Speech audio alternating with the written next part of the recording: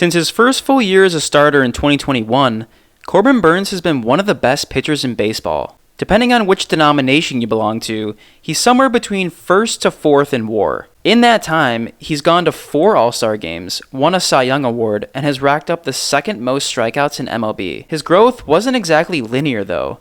In 2019, Burnes was optioned 3 times by the Brewers and posted an abysmal 8.82 ERA. However, this is what led Burnes to discover his cutter, a pitch that has dominated Major League Baseball ever since. Fast forward to 2024, where Burnes was traded to the Baltimore Orioles in what was a win-win for both teams. The Brewers didn't want to lose Burnes for nothing in free agency, and the Orioles, with a surplus of prospects, needed starting pitching to balance their roster. For Burnes, though, it was just another season, as he made 32 starts, put up a sub-3 ERA, and finished top 5 in Cy Young. But for the weirdos who obsessively check every stat for every player, there was something that stood out as odd, and that was his inability to stop people from stealing on him. It turns out that he wasn't just the worst at preventing runners from stealing in 2024, Burnes actually had the single worst season for any player since this stat started being tracked in 2016. The way this stat, pitcher base advances prevented, Jesus, MLB needs creative help.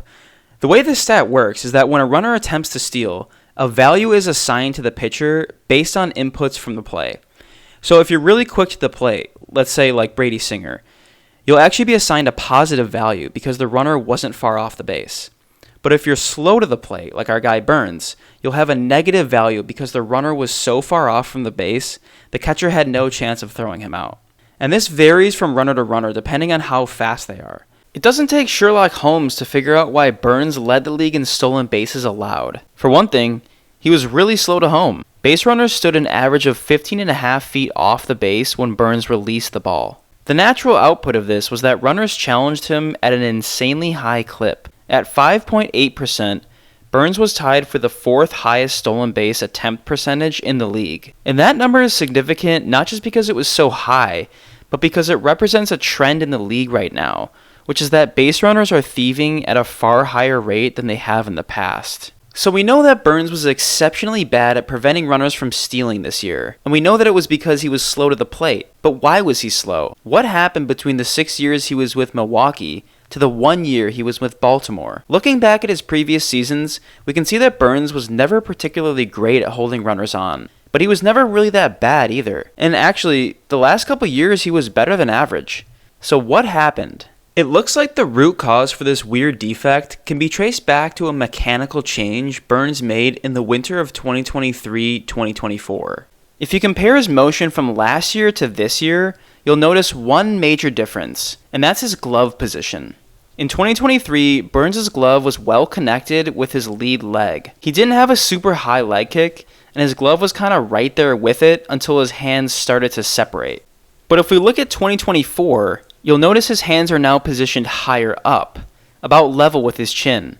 He's now intentionally moving his glove up higher, and since his lead leg and glove are connected, his leg kick is now higher. This of course takes more time to develop, and is therefore an advantage to runners that are stealing. But okay, why does this even matter?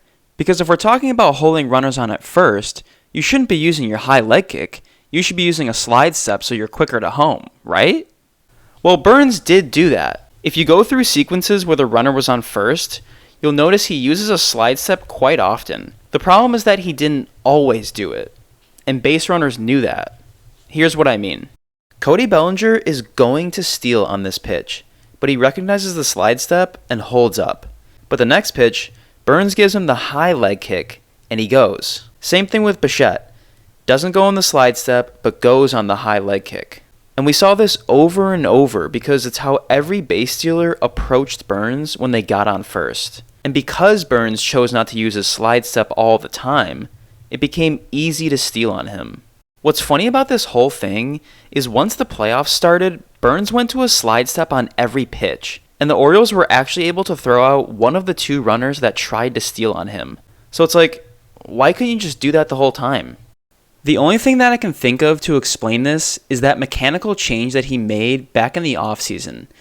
It's possible he didn't have this fully down as a habit and didn't want to mess with it by going to a quicker delivery. Remember, with Burns, he doesn't have a windup. He goes out of the stretch even when there are no runners on base.